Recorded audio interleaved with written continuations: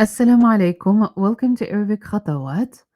We're going to continue our reading process of the short story No One Saw Me. You all know by now that these Arabic short stories kind of help self learners acquire more vocab through some learning strategies as well as some retention techniques in order to boost our Arabic vocabulary. Remember that these stories come in a sequence and you have to go over all of the steps or all of the other stories previous to this stage in order for you to understand how we utilize short stories to implement some learning strategies. We will continue our second part. As we all do, we grab our pen, we grab our paper, and we take notes because there's some grammatical references that I will be utilizing in explaining the story. And I'd like you to remember those grammar terminology as well as some other phrases that we will acquire or idiomatic expressions. If you don't have your pen and paper, please grab one and pause this video and come back later to it. Just to give you some heads up, what you are expected to do, you'll be writing, like I said, some notes referring to some grammar lessons. That way you can go back and review those grammar lessons in Arabic Khatawaat content, as well as verb conjugation. We have a lot of reference to the past tense and verb conjugation of irregular verbs as well as regular verbs. We also have reference to the gerund. We will be going over the translation of the short story, as well as some other techniques or learning practice in order for us to remember our vocab. We have some other parts, it's about like a 5-page practice. Grab your pen and paper again, and make sure you have already listened to the story prior to completing part 2. So remember, if you haven't listened to the story before, please go back and you'll find the link in the description box. Go over story number 6, part 1, to listen to it first in order to determine if you're able to capture the sounds and the meanings of the story. So we'll begin على بركة الله. عنوان القصة هو لم يرني أحد. لم يرني أحد. We will be referring to negation, and the examples of negation we have are in the past and present tense. So look at this verb as we reuse it in the text, and this one is رأى. رأى, to see. If you've ever come across نظر, is to look, and شاهد is to watch. شاهد, شاهد, watch. نظر, look, and we say انظر, انظر, and رأى, see. The one we're using is an irregular verb, and here we say لم يرني in the past. لم يرني, لم يرني. لم يرني أحد, no one saw me. And we're also using ya because it's referring to the masculine form of ahad. If I'm saying my mom didn't see me, I would say لم ترني أمي. لم ترني أمي. لم ترني أمي. And now I would change the verb to the feminine version, referring to the person who is executing the action of seeing. And that would be my mom. So لم ترني أمي. لم ترني أمي. My mom didn't see me.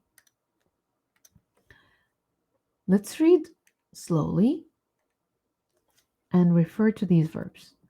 يحكى أن كان هناك شيخ ومعلم كبير أراد أن يختبر طلابه. Hear it. And the verb we have here is اختبر, and we have اختبار, test. اختبار. And for students who have seen this verb before, which is اختيار, it has 2 dots. اختيار. اختيار is choice. اختبار is test. So one dot changes the meaning from اختبار, testing or test, to اختيار, choice. And اختبر. If you're thinking of اختار, it must have alif. He chose. اختار. So أراد أن يختبر طلابه. He wanted to test his students. And يختبر in this case must have فتحة because it comes after أن, and it should be منصوب. أراد أن يختبر طلابه وفي أحد الأيام. وفي أحد الأيام. Read it at once. وفي أحد الأيام. وفي أحد الأيام. And in one of those days, or one of the days, ذهب إلى منازل 4 من طلابه وأعطى لكل واحد منهم ثمرة. It's a long sentence, but break it down by reading 2 words at a time. منازل is a plural form of منزل, house, and you can think of بيت.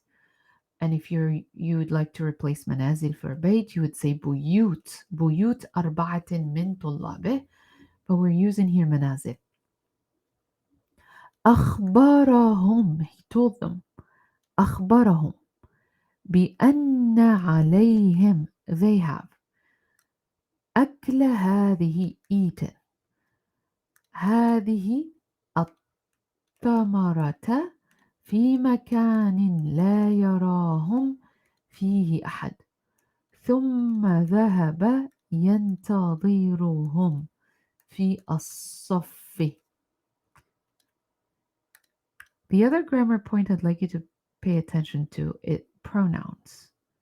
And pronouns here come in different references, referring to them and they. So بأن عليهم, they have to. So here they must. إن عليهم, they have to. Or بأن عليهم, they must. أخبرهم, he told them. So you do have whom, but you have to be careful which one is them and which one is they. ثم ذهب ينتظرهم. He went waiting for them. ينتظر. ينتظر, to wait, and then هم. عندما أتى, when he came. So here we say أتى, referring to he came, but we say أتى إليه الطلاب because it's a verbal sentence. When the students came to him, and we're using the singular form at the beginning of this verbal sentence because verbal sentences that have subjects in the plural form, they must have the verb in the singular form. It's kind of a complicated process for beginners, but remember to go over verbal sentences, and we have a whole lesson that refers to verbal sentences in Arabic and how we use them with the plural subjects. So عندما أتى, and أتى referring to the meaning of approaching, because come, it has to do with جاء. جاء. So when the students approached him or came to him, سألهم, he asked them, again we have them, هل أكلتم الثمرة في مكان لا يراكم فيه أحد? Have you eaten, or did you eat the fruit in a place where no one saw you? And here we have لا يراكم, where no one sees you because it's in the present tense. لا يراكم. And here we say you kum, referring to أنتم. لا يراكم, no one sees you. أجاب الطالب الأول, the first student responded. اختبأت, I hid. Past tense conjugation. اختبأت في غرفتي وأكلت الثمرة, and I ate the fruit. Again we have the past verb conjugation. ولم يرني أحد, and no one saw me. لم يرني is past verb conjugation, but it's in the negative form or negation form. And in the negation form, you have to make sure that you're using لم, but the verb you're using must be in the present tense. لم يرني أحد. لم يرني أحد. No one saw me. أما but الطالب الثالث قال said أما الطالب الثاني الثاني second. I was thinking about the third one. This is the third الثالث. We have الأول الثاني الثالث. So الثاني said ذهبت فوق سطحي. I went, again past tense. فوق سطحي, on top of, or the terrace, the roof, we call it سطح. منزلي, my home or my house. وأكلت الثمرة دون أن يراني أحد. And here we have دون referring to without. And some of you have seen without with be. If we are using بدون, it must be with an object. When we're saying بدون سكر, without sugar, بدون حليب, without milk. But if we're saying دون, it must come with an action. So get rid of be if you're using an action. دون أن, and the action must have أن.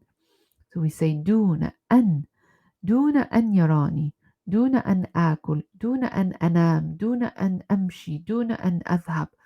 And أن plus present tense. Just remember بدون has two versions, the one with the object and the one with the action.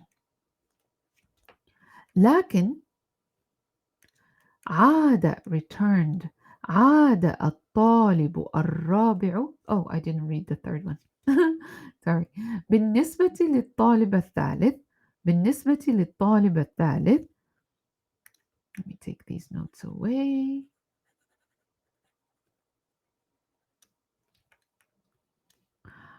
Okay. بالنسبة للطالب الثالث.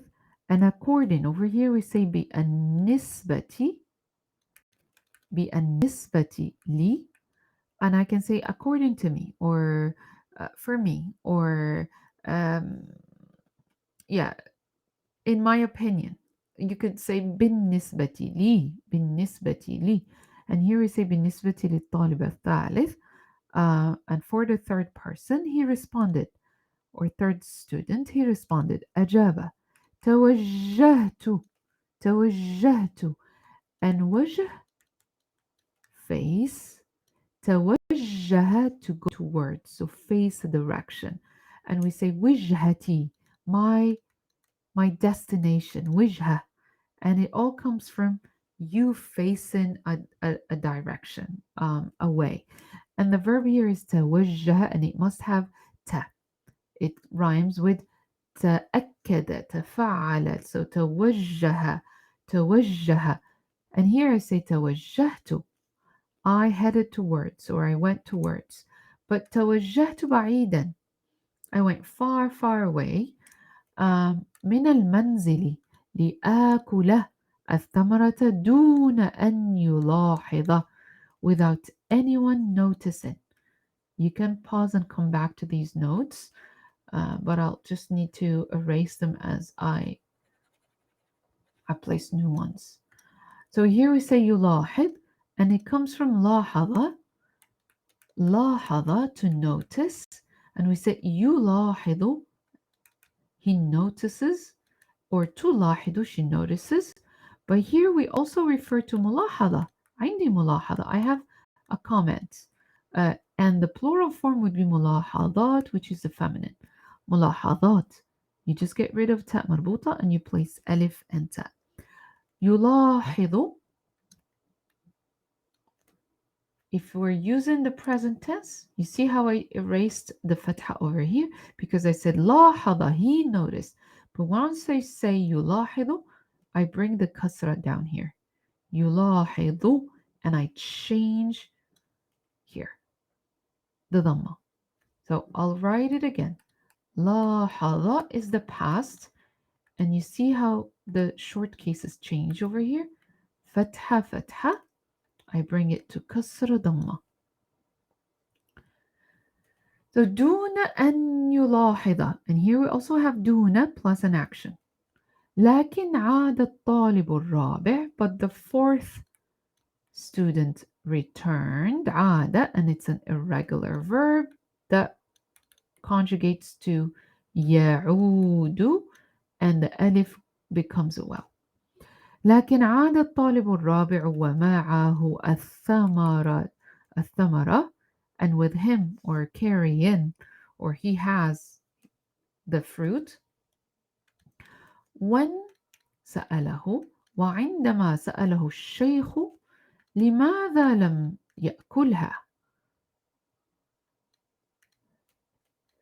When the scholar asked him why didn't he eat it, because here I'm saying لم يأكلها, he didn't eat it. ها referring to الثمرة. أخبره, and أخبر to inform or to tell, and it comes from خبر, news. أخبره الطالب بحثت كثيرا, I looked a lot, or I searched. Here is to search. بحثت كثيرا عن, and search must come with عن. بحثت كثيرا عن مكان آكلها فيه ولا يراني أحد. See, you see لا يراني, لم يراني, هل رآني, هل رآك. So you have يرى in different situations. But I, لكني لم أجد أي مكان, and I didn't find any place. Here أي مكان, لم أجد, I didn't find, and here is another negation. فسأله الشيخ, the scholar asked him, ولماذا ولماذا ولماذا ولماذا, and why. أجاب الطالب, he responded, and here I'm referring to the student responded. أجاب, Allah subhanahu wa ta'ala yarana, Allah the Almighty sees us, all of us, جميعا جميعا, and جميعا comes here with tanween because it's at the end and it acts as an adverb. All of us, all. Allah subhanahu wa ta'ala yarana جميعا, and it must have تنوين فتح. وهو عز وجل في أي مكان, in any place, like مكان, وكل مكان, every place, وأي زمان, any time, وكل زمان, every time. You're repeating مكان مكان, زمان زمان, but you're also using أي and كل with the exact same words. That way you can see how the meaning changes. Now the last sentence we did not include it in the read along version, which is part 1. This one is انبهر, he was amazed.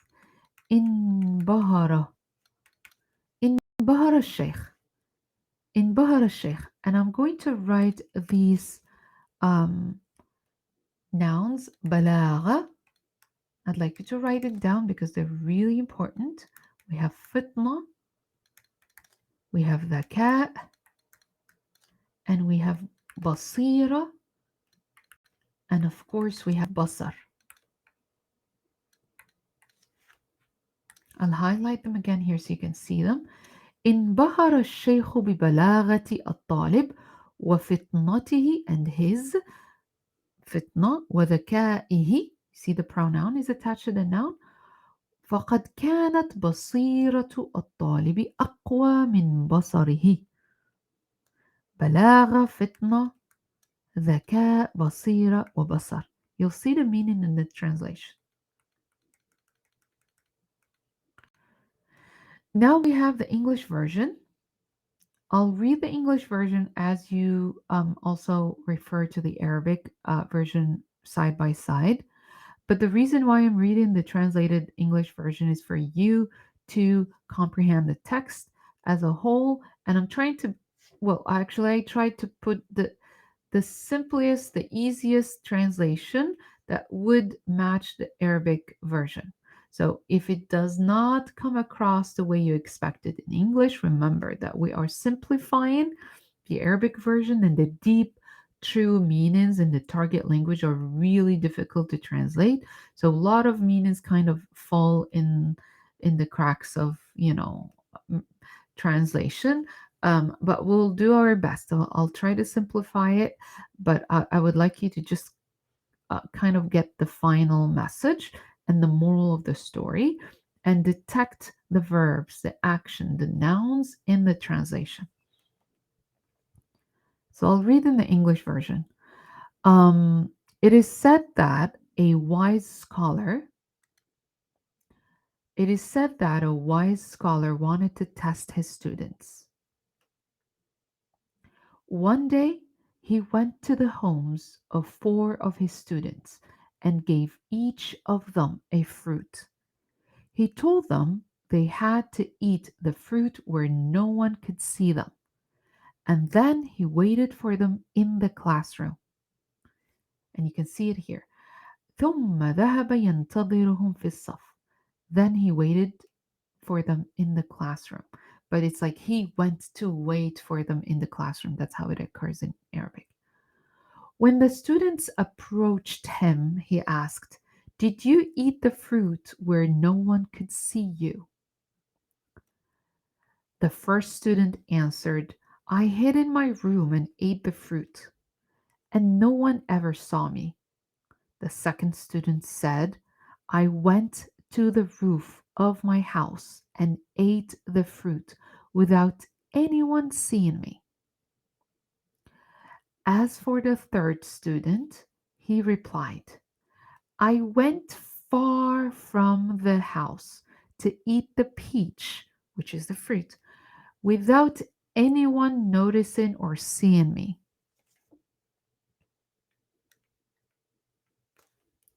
However, the fourth student returned with the fruit.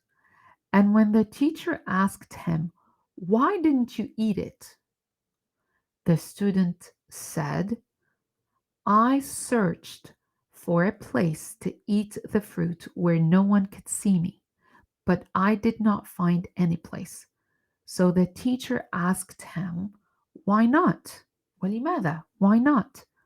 The student replied, "Allah the Almighty sees us all, and He is exalted and omnipresent in every place at all times." So you see this entire وهو عز وجل في أي مكان وكل مكان وأي زمان وكل زمان. It's a really deep and longer phrase that takes you through the process of contemplating about this moral. So make sure you read it in Arabic and you take your time to absorb its deep meaning. The student's eloquence, he's quite eloquent. The student's eloquence, wisdom, and intelligence amazed the scholar. His insight was more substantial than what meets the eye. So the words I highlighted earlier, so he's quite eloquent. So eloquence like balagha, meaning someone knows baligh, baligh. He knows how to use his words. He's eloquent. He's baligh. And then fitna, fitna is wisdom, but it also refers to intelligence. So it's like another synonym for intelligence, which is dhaka. But he was amazed in Bahara by his eloquence, by his wisdom and intelligence. For Basira, Basira is a deeper version of insight, like his deeper wisdom, insight, Basira, and it shares the exact same root of basar. But what meets the eye, what you see, basarun, it's vision or sight. And you can see that basira is insight where basar is sight. It's an inner version of sight. So insight is بصيرة, where basar is sight. And if we're thinking of nadar is vision. This is a really softer translation for nadar is vision. To see something is to say absara. Absara, which is sight, to see something. And it's also another version of ra'a, but this basira, insight, has a really deeper meaning. Now that we read the English version, now we can think of our comprehension. ماذا أراد الشيخ الكبير أن يفعل طلابه؟ ماذا أراد الشيخ الكبير أن يفعل طلابه؟ I'll zoom in. And what did the scholar want his students to do? And if I am responding to questions like this, I would always think of ماذا, what. That means the answer must have an action. Because every time you say ماذا, you are required to think of a verb. So ماذا أراد, what did the scholar أراد, wanted. And here you also get, when you think of the infinitive form, you get أراد, which is wanted, and يريد, and أراد is an irregular verb. ماذا أراد الشيخ الكبير, the old scholar, أن يفعل, to do, أن يفعل طلابه. So طلاب are the ones, the students. And here this would give me the action. What action did the students execute? Which is أكل الثمرة. Eaten the fruit. So you would take this. أراد الشيخ الكبير أن, to. And see يفعل? This is where you think of the verb. What is the verb? This is to do. And then you replace do for the verb. ماذا أراد الشيخ الكبير أن يفعل طلابه? And you start from here. أراد الشيخ الكبير أن يأكل طلابه ماذا? What? الثمرة. And you got your answer here. ماذا أراد الشيخ الكبير أن يفعل طلابه؟ أراد الشيخ الكبير أن يأكل طلابه الثمرة. أن يأكل طلابه الثمرة. ما الذي what is ما الذي قام به الشيخ? What is the thing that the sheikh did? When عندما ذهب إلى منازل الطلاب. So what did he do? Again, you have more action. قام. And if you have a question where you say ما الذي قام به? قام به, like he is done, he has executed. So قام is to execute or to do. What did he do? ما الذي قام به الشيخ عندما ذهب إلى منازل طلابه? You do not use قام in your answer unless you know how to utilize it. But I would always go for the verb, and I would say عندما ذهب, when. عندما ذهب who? I come back to الشيخ. عندما ذهب الشيخ إلى منازل طلابهم. What is the action? To give. And I would take the sentence where I would say he gave each of his students what? ثمرة. So the verb I need here is to give, because I'm thinking about what did he do? I'm referring to the action. Again, it's all about action. ماذا فعل الطالب الأول بالثمرة? What did the first student do with the fruit? فعل. You don't use it in your answer. You take this entire part away and you start. ماذا فعل الطالب؟ اختبأ. You tell me what did the student do? And you say he hid. اختبأ الطالب الأول. He hid. And then you can tell me exactly what is the action that he did. Which is to hide. And you complete the sentence. You look for the verb اختبأ and you take whatever information that took place after اختبأ. Then you keep going. ما السبب? What is the reason? And السبب is the reason. ما السبب الذي that قاله الطالب الرابع لعدم أكله للثمرة? What was the reason the fourth student said لعدم أكله, for the reason why he did not. عدم is like negating the action of. So you say عدم أكل. عدم أكل. It's like you negate a noun. You do not negate an action. You negate a noun and you need to use عدم. So الطالب الرابع لم يأكل. Now you need to say the negation. He did not eat. لم يأكل الثمرة, and you give the reason. لأن. And this is when you have السبب, you have to think of لأن as because. لأنه, because he said. لأنه قال, or the student قال. الطالب قال. الله عز وجل في كل مكان وأي زمان, and then you keep repeating the other phrase.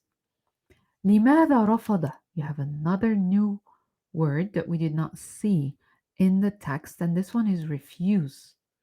لماذا رفض الطالب أكل الثمرة? And this is you putting the information there to share with us if you understood why he did not eat it.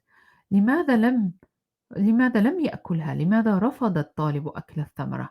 لأنه يظن, because he, and again you say لأنه قال. لأنه يؤمن, and يؤمن, he believes, and يؤمن is different from يظن. I said يظن like thinking. يظن, yeah, sorry, it doesn't have shadda over here. Oh. يظن, there you go. يظن, he thinks. يظن, he thinks. But يؤمن, لأنه يؤمن, he believes that. أن الله, he believes that God is everywhere, he sees him.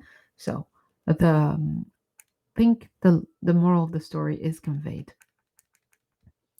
Now, I think we completed our 30-minute reading and explaining how the story can be broken down into smaller pieces where you learn the grammar. You have to always go back to the associated or the association of words or vocab. If I am thinking, or the story is about fruits, I was introduced to خوخ. A lot of people would also say خوخ, and some people would say خوخ, but it's خوخ as well. And I would think of بطيخ, watermelon. And here, fruits are quite interesting because in dialects they have like different names. But here, this one is ليمون, lemon. And here فراولة and زيتون. So I can seize the opportunity to think of fruits. Everywhere it's كل مكان. كل مكان. In form we said أخبر. Return عاد. See رأى. Fruit, we have the word ثمرة, and this is one you would find in Quran, and also we have فاكهة. فاكهة, it's also in the Quran. فاكهة, فاكهة, fruit, فاكهة. Let me write it again. فاكهة. This is fruit. فاكهة. And if I'm thinking about hide is اختبأ. So I'll write فاكهة, fruit or ثمرة. Hide is اختبأ. And look at the hamza goes on the alif. And give is أعطى. Take the verb as it is in the infinitive. None as أحد. لا أحد. Wait, انتظر. Fourth, الرابع. And you have to think of the fourth. Tell, أخبر or قال. Roof, سطح. Notice لاحظ. First, أول, and then I put the first الأول. Far away from, بعيدا من. بعيدا من. Now that I'm done with reviewing the vocab, I have to make sure I utilize them. So I could say, أكلت فاكهة لذيذة. I ate a delicious fruit. اشتريت I bought. اشتريت ثمرة or ثمرة خوخ. Like when you say ثمرة خوخ is like a piece, it's like one piece of خوخ, the fruit of peach, and peach is خوخ. And then you can utilize these words in your own sentences. You must go over the translation in order for you to understand how you are learning or acquiring the vocab. I think the practice, I don't want to make this video quite long, but there is another practice you can do. And in order for you to go over this one, it's better to space out learning because it's quite loaded. And because another one, I would say come back later on, pause this video over here, and you can just take a screenshot and see if you're able to recognize these action verbs and also fill in the blank over here using the exact same vocab that we learned from the story. But I would always make sure that I space out my sessions. First thing I did is read it, read along, then I come back and I check the story again. And I would advise each one of you to number how many words you've learned. In order for you to recognize your efforts, make sure you number how many words you've learned and go over like basira, fitna, what did you learn? When you group your vocab, that's how you would recognize how many words you've learned. So go over the fruits, al-fawakih. We learned the plural form. Go over the plurals. What maybe the pronouns, maybe the people, sheikh, maybe the verb. So you decide what is the plural form that you have learned in the text. And again, your instructor might give you different directions on how you can utilize the short story. But these are some ways you can discipline your learning as a self-learner. Over here, you can think of morals or values that you learned.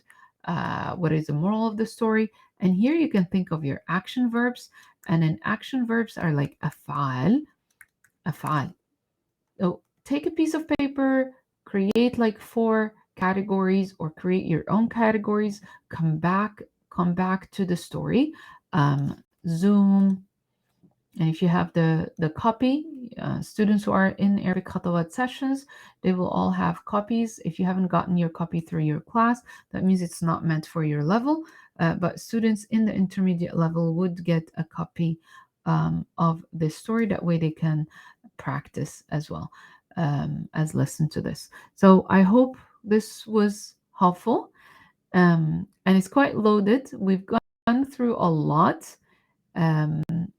And in order for you to reach this level of reading and comprehension, you need to go through all the other stories. If you have any questions or something is not clear enough, or you need certain accessibility requirements, just make sure you place that in the communication channel through class or through the comments or whichever communication channel we have available for you. So inshallah, I'll see you in the upcoming videos, and ma'as salama.